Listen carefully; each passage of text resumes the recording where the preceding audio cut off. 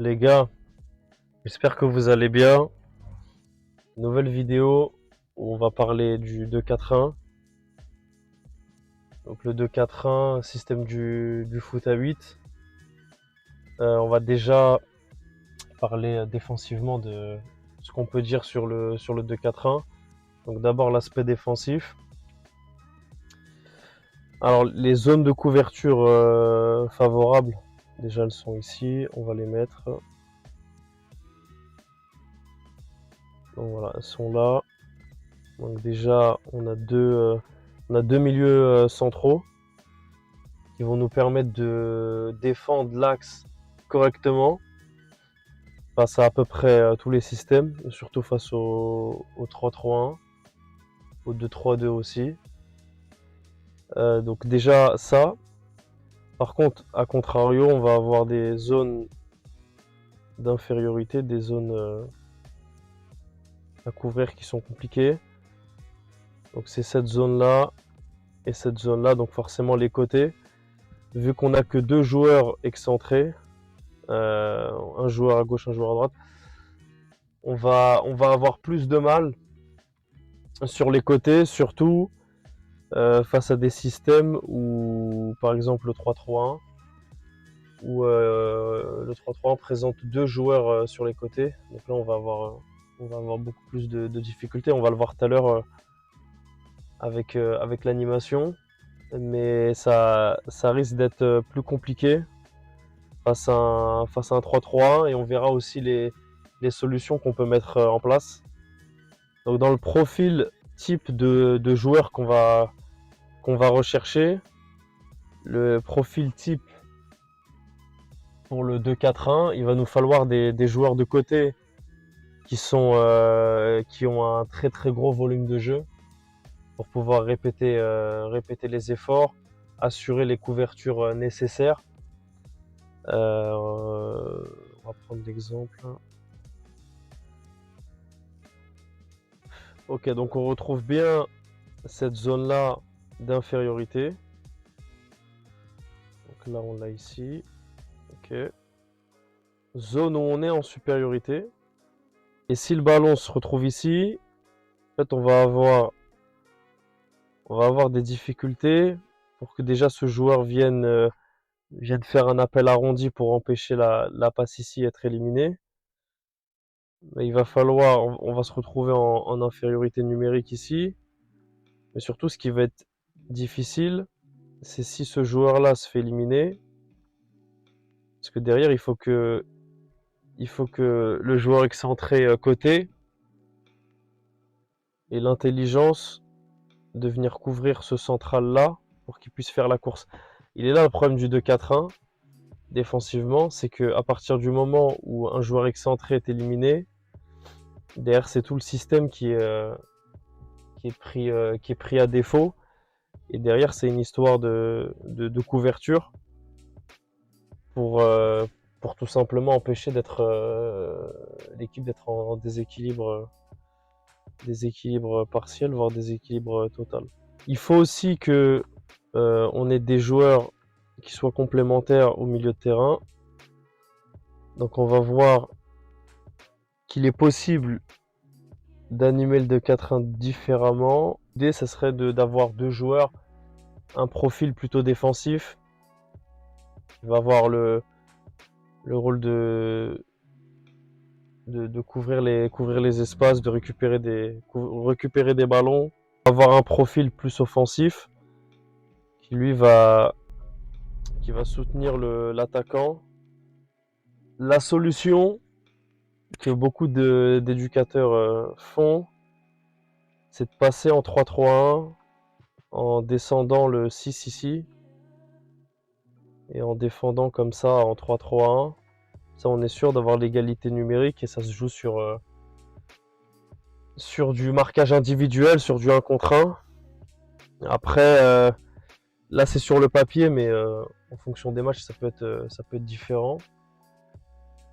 Le problème de cette solution, c'est que si demain j'ai des U11C, je ne sais pas si je suis capable, si je demande à mon 6 de faire ça? Est-ce qu'il va être capable de le faire? Est-ce que ça va pas le déstabiliser plus qu'autre chose?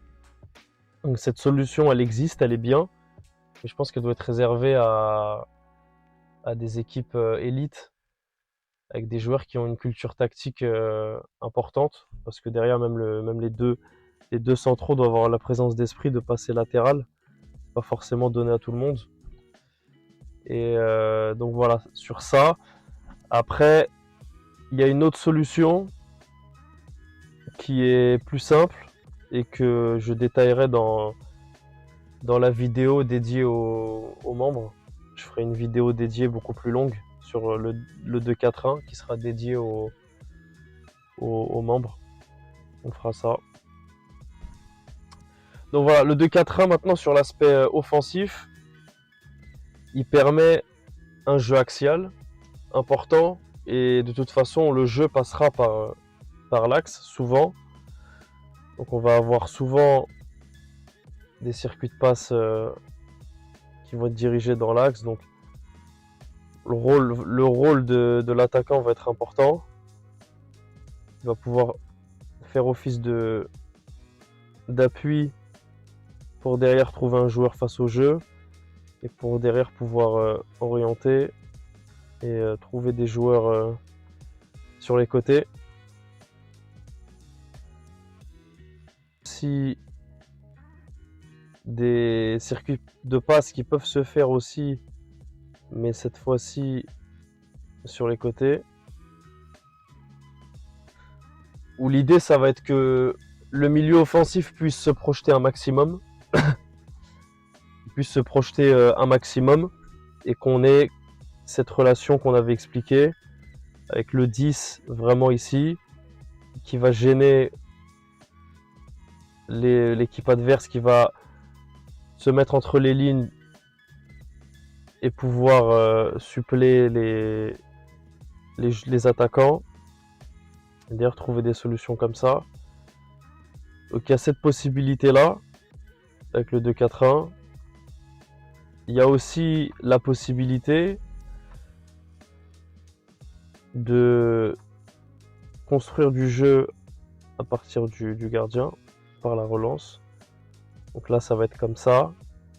Souvent on le fait en losange ou en double pivot, mais souvent c'est en losange. Et là l'idée ça va être d'écarter un maximum les deux centraux. Et là derrière, soit passer ici pour avoir cette supériorité là. Encore une fois, c'est pas donné à tout le monde.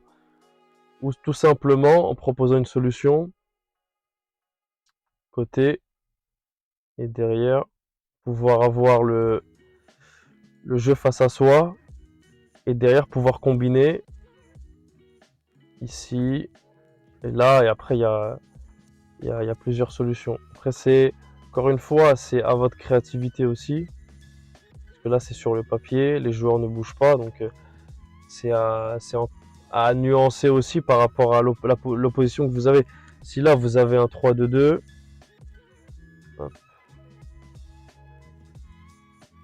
si là vous avez un 3-2-2, c'est différent.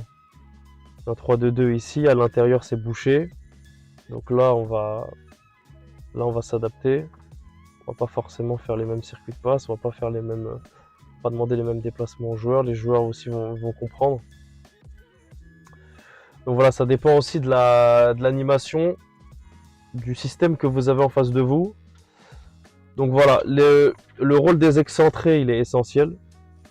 Parce que justement, par ce jeu de fixation axiale, l'idée c'est de trouver les côtés. Et si on a des joueurs excentrés qu'on n'arrive pas à trouver, le jeu il peut être très vite stéréotypé. Donc là encore une fois avec des circuits de passe qui sont bien maîtrisés. Et derrière on peut attirer le bloc adverse et derrière trouver la solution. Mais tout ça si les joueurs excentrés répètent les efforts. Donc encore une fois, le rôle des excentrés est très important pour éviter d'avoir du jeu qui est stéréotypé, ce qui peut arriver avec le 2-4-1. Encore une fois, le bon système, Je pars du principe que c'est à nous, éducateurs, de s'adapter à l'effectif qu'on a, à part à très très haut niveau, mais voilà, 2-4-1 à utiliser en fonction de certains profils types qu'on peut retrouver en club, dans son équipe. Donc voilà, prenez soin de vous.